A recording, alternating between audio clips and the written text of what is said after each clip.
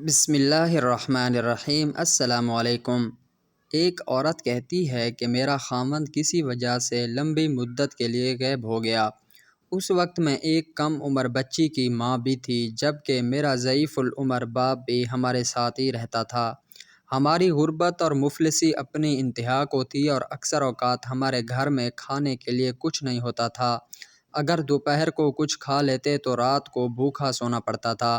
صبر کے ساتھ ہم ہر حال میں اللہ کا شکر ادا کرتے تھے۔ ایک رات کو تو بھوک اور افلاس نے ہمارا وہ امتحان لیا جو اس سے پہلے کبھی نہیں لیا تھا۔ میری بیٹی کو شدید بخار نے آ لیا۔ بچی کی بخار اور بھوک سے بنی حالت سے مجھے اپنے والد کی بھوک بھول گئی۔ ایسی بے کسی اور لاچاری تو کبھی نہ دیکھی تھی۔ بے قراری حد سے بڑھی تو مجھے اللہ تبارک و تعالیٰ کا یہ قول یاد آ گیا، بھلا کون بیکار کی التجا قبول کرتا ہے جب وہ اس سے دعا کرتا ہے، اور کون اس کی تکلیف کو دور کرتا ہے۔ جی ہاں، ہر قسم کی تکلیف، چاہے وہ بھوک کی ہو یا بیماری کی یا غربت و افلاس اور گناہوں کی، کون ہے اس ذات پاک کے سوا جو ان سب تکلیفوں کو دور کر سکتا ہے۔ یہ سب سوچ کر میں اٹھی اور جا کر وضو کیا۔ واپس آ کر بچی کے ماتھے پر پانی سے بھیگی ہوئی پٹی رکھی اور اللہ کے حضور نماز کی ادائیگی کے لیے کھڑی ہو گئی۔ مختصر سی نماز پڑھنے کے بعد ہاتھ اٹھا کر بچی کے لیے دعا کی، اس کے ماتھے سے پٹی اتار کر دوبارہ پانی سے بھگو کر رکھی اور ایک بار پھر نماز کے لیے کھڑی ہو گئی۔ نماز کے بعد ایک بار پھر بارگاہ الہی میں دعا کے لیے ہاتھ اٹھائے، دعا سے فراغت پر پانی کی پٹی تبدیل کی اور دوبارہ نماز کے لیے کھڑی ہو گئی، اور یہ عمل میں نے کئی بار کیا۔ جب میں یہ سب کچھ بار بار دہرا رہی تھی تو کسی نے دروازہ کھٹکھٹایا۔ اس حیرت کے ساتھ، بھلا رات کے اس پہر کون ہو سکتا ہے؟ میرے والد نے پوچھا کون؟ اور جواب آیا کہ میں ڈاکٹر ہوں۔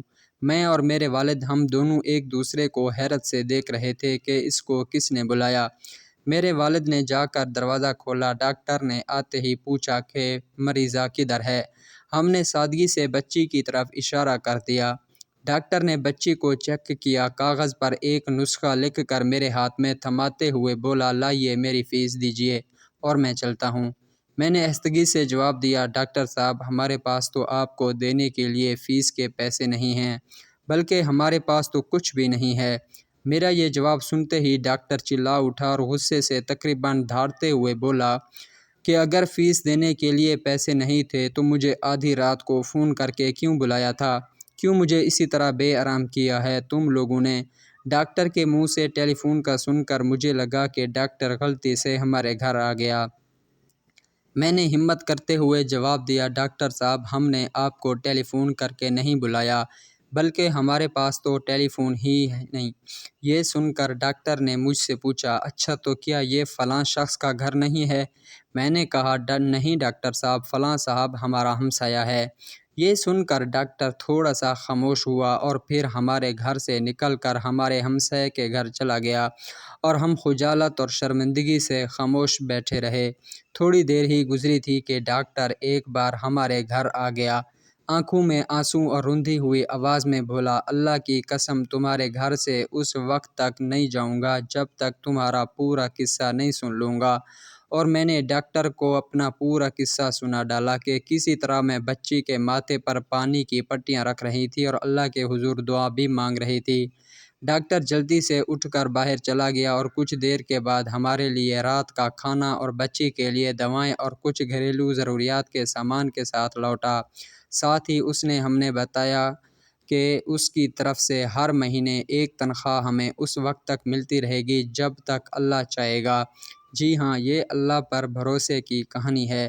صرف یاد دہانی کے لیے اللہ تبارک و تعالیٰ کی ذات پر اس سے بڑے بھروسے کی کہانی سنیے کہ جب سیدنا موسیٰ علیہ السلام اپنے تعاقب میں آنے والے دشمنوں سے خوف زدہ جان بچاتے ہوئے اہل مدین کی طرف پہنچے اور کنویں پر کھڑی دو لڑکیوں کے ریوڑ کو پانی پلا چکے تو انہوں نے کوئی معاوضہ طلب نہیں کیا تھا، حالانکہ اس وقت وہ بھوک سے بے حال تھے۔ انہوں نے بقول قرآن مجید صرف اتنا کہا تھا، پروردگار میں اس کا محتاج ہوں کہ تم مجھ پر اپنی نعمت نازل فرما۔ اور پھر اس کے بعد کا قصہ آپ جانتے ہیں کہ اللہ کی طرف سے جواب یوں تھا کہ ایک لڑکی سے مفت میں شادی اور 10 سال کے لیے کام کا معاہدہ۔ جی ہاں، اللہ پر بھروسہ کیجیے، کیونکہ اللہ تبارک و تعالیٰ ہی تو الکریم، الرحیم، القریب، المجید، الواحد، الاحد ہے۔ وہ ہمیں ہماری جنم دینے والی ماؤں سے بھی زیادہ پیار اور رحم کرنے والے ہیں۔